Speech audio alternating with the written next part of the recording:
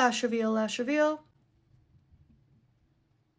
This is our lash tape. This lash tape is the most important part of my DIY cluster lash technique. This is the same lash tape that professional lash techs use if you were to go sit down and get lash extensions. I am the creator of the cluster lash tape hack. Found a way to repurpose this to make it work for cluster lashes, and you can see the texture here, which is actually breathable, tiny holes. Literally just rip it off like this. You're gonna close your eye, you're gonna get it horizontal, you're gonna tape that bottom part of the tape real close to your lashes, but it's only on the skin. You're gonna lift it up and you're literally just gonna tape it to your eyebrow like this. The reason we tape up our eye is so that we can see that pink waterline. You see that strip of pink? If anything gets inside the waterline, it's gonna hurt, itch, or irritate you throughout the week. Even if it doesn't hurt right now, reptile blink, but we can see that waterline and make sure that we are protecting. Your tape is also going to protect your eyelid from getting bond all over it. We're going to take the bond side of our gray bond and seal. We're going to reptile blink so our eye doesn't dry out.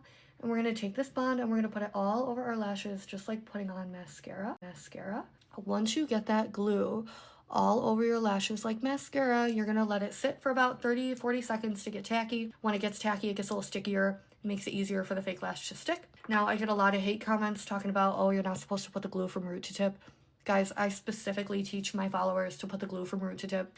When you adhere the fake lash to the entire length of your natural lash, it has nowhere to go. It can't twist, it can't turn, it can't peel off. So your lashes are going to stay on longer, they're going to look better, and they're not going to twist and turn in your sleep. I recommend not wearing your lashes longer than 7 days, and I recommend soaking them off with the remover that I use in my tutorials.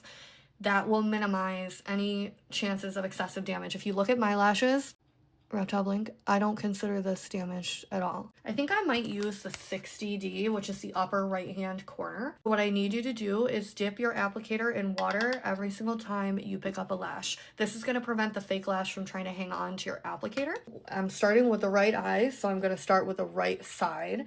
And we're going to start with the longest length here. And what I want you to do is grab it from the base of the lash like this and pull it out from the base, not the tip, okay? Reptile blink. Once you grab it out of the box from the base, you can transfer it into your other hand, come around and grab it by the tip. You can't just pull all your lashes straight up and down like this because our lashes grow at an angle. Make sure you're matching the angle of your fake lash with the angle of your natural lash. So what I like to do is just tilt my head. It makes it easier. And then when I get towards the inner corner, I'll tilt it this way to help. So we're gonna reptile blink, tilt our head to get that angle. We're gonna come in a few lashes so that we're not all the way out here. We're gonna come in a few lashes. And we're gonna plop this down really close to the base of our lash, but without getting inside that pink waterline. Dip our applicator in water, plop that down side by side with no overlap.